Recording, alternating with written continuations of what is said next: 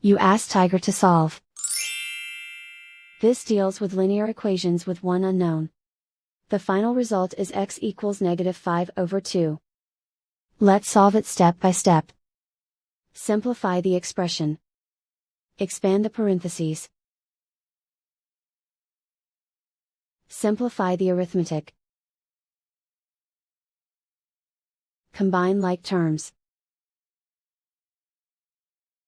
Group all x terms on the left side of the equation. Subtract 9x from both sides. Group like terms. Simplify the arithmetic.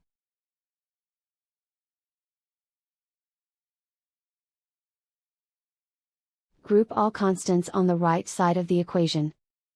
Add 5 to both sides. Simplify the arithmetic.